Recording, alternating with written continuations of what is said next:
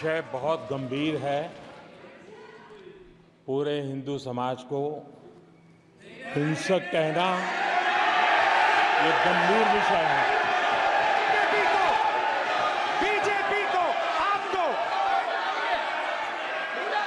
नहीं, नरेंद्र मोदी जी पूरा हिंदू समाज नहीं है, बीजेपी पूरा हिंदू समाज नहीं है, आरएसएस पूरा हिंदू समाज नहीं है।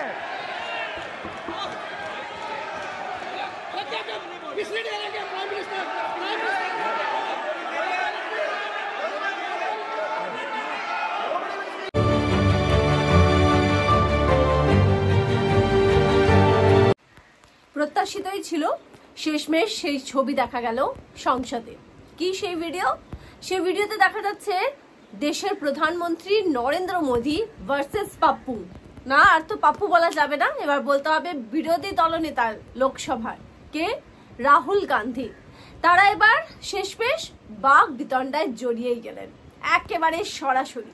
সেই ভিডিওটাই আপনারা এক্ষুনি দেখলেন।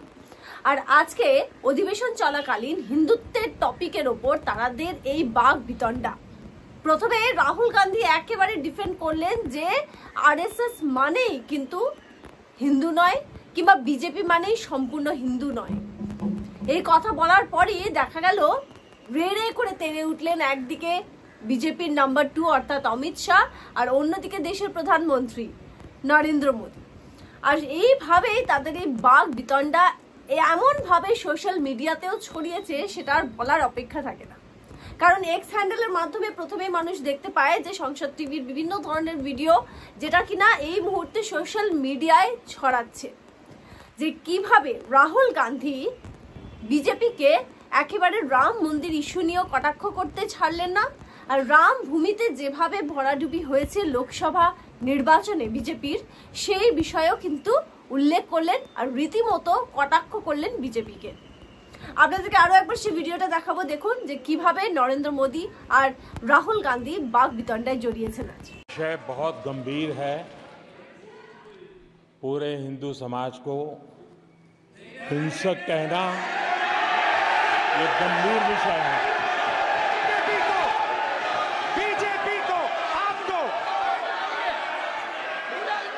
नहीं, नरेंद्र मोदी जी पूरा हिंदू समाज नहीं है, बीजेपी पूरा हिंदू समाज नहीं है, आरएसएस पूरा हिंदू समाज नहीं है।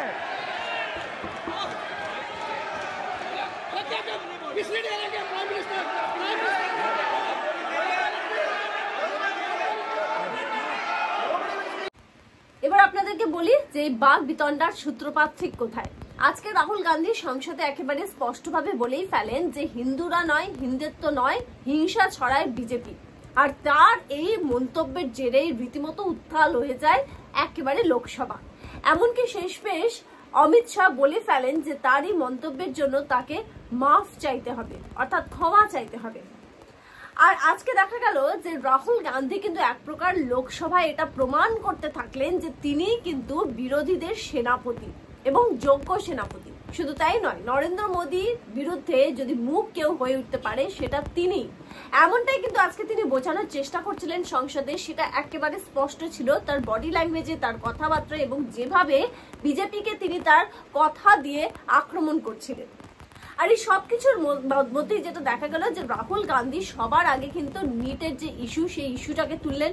এবং যেটা বারবার ইন্ডিয়ার পক্ষ থেকে বলা হচ্ছিল যে তারা কিন্তু এই 24 লক্ষ যে ছাত্রছাত্রী তাদের আওয়াজ হয়ে উঠবেন, প্রতিবাদ জানাবেন লোকসভায়, সেই কাজটাই কিন্তু আজকে করলেন রাহুল গান্ধী। সেটা একেবারে স্পষ্ট ছিল।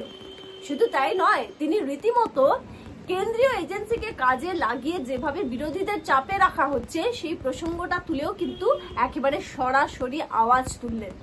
তিনি নিজের উদাহরণও দিয়েছেন যে আমাকে 55 ঘন্টার বেশি ধরে সময় ধরে আটকে রেখে জেরা করা হয়েছে, আমার থেকে আমার বাড়ি কেড়ে নেওয়া হয়েছিল।